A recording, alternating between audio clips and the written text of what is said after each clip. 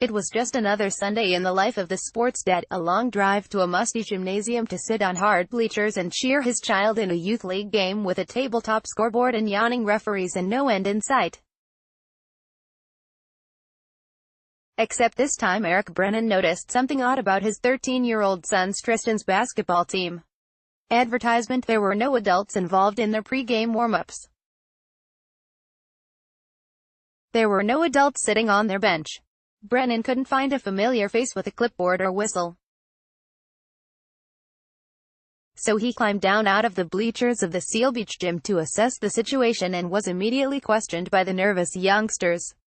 Mister, where's our coach?" He paused, looked around, and made a sports dad decision. "Well, I guess I'm your coach," he said, and this owner of a special effects company took a deep breath and began to coach. He didn't know the plays. He didn't really know many of the players' names. He let them pick their starting lineup. Then just before they took the court, he noticed another oddity. One of the players was wearing one basketball shoe and one slipper. "I forgot one of my shoes," the child said. "Tell you what, you can sit here and coach with me," Brennan said. Together the duo coached the team through the first half, but the child was looking increasingly antsy and forlorn. So at halftime, Brennan looked down at their feet, compared sizes, and made another sports dad decision. "Hey, why don't you just wear my shoes?" Brennan said. The child happily laced them up and played the rest of the game in his coach's sneakers as his team came back from a 12-point deficit to steal an improbable victory. It was just another Sunday in the life of a sports dad, who celebrated this one by pacing up and down the sidelines in black socks.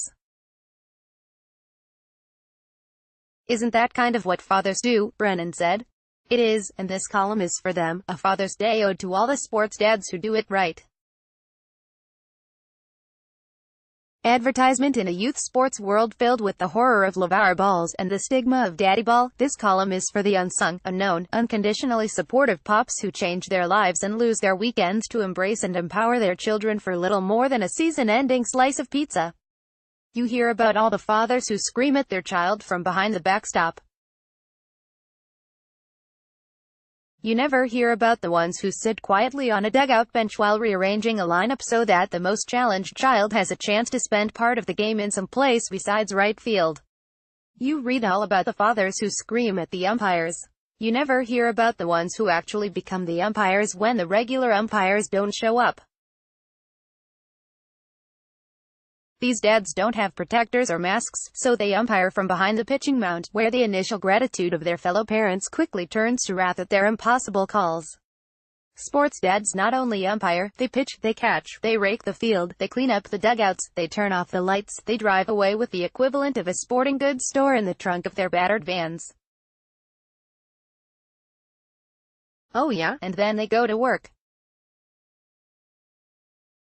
Mike Amario, the managing partner of an accounting firm who coached his 3 boys for 15 years in Sierra Madre, found it particularly challenging when he coached son Adam's baseball teams during tax season.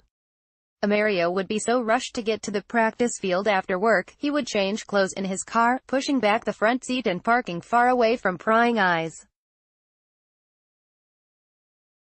Then he would rush back to the office afterward and work until midnight in his coaching gear. "I have to admit, many big decisions for big businesses have been made when I'm wearing my cap and cleats," he said with a smile. "You want to be around your children during an important time in their life, that's just what you do, that's just what sports dads do. You know them. You've seen them. They're the ones with sunburned ears. They're the ones who show up for work Monday in complete exhaustion after spending the weekend at games. They're always with their children. Their front yard has weeds, their gutters need painting, and their fashion sense is beyond explanation. Nowhere is love for one's child more evident than in a father who will agree to wear those hideous canary uniforms with short shorts and knee socks as a volunteer referee at a youth soccer games. I understood the purpose of the outfit, and I didn't consider it silly, although I certainly may have looked silly wearing it," said Frank Bigelow, a lawyer who coached youth sports for 25 years in the San Gabriel Valley. Bigelow is being cited in this story because, of all the folks who coached my oldest daughter Tessa during years of youth soccer, he is the one she remembers most. It wasn't because his teams won, it was because his teams had fun. He never yelled, never demeaned, never excluded. He patiently taught and treated each child as if they were his own, which he says now was the whole point. I'd only coached because I wanted to spend time with my 3 children, Bigelow said. My father died when I was 16. He missed things. I didn't want to miss anything. Here's to the sports dads who don't miss anything. They know when a kid is on the verge of tears. They know when to give a fist pump. They know how to do a celebratory dad dance. If a kid cries, they comfort him with the promise of post-game ice cream. If a kid needs motivation, they give him bubblegum.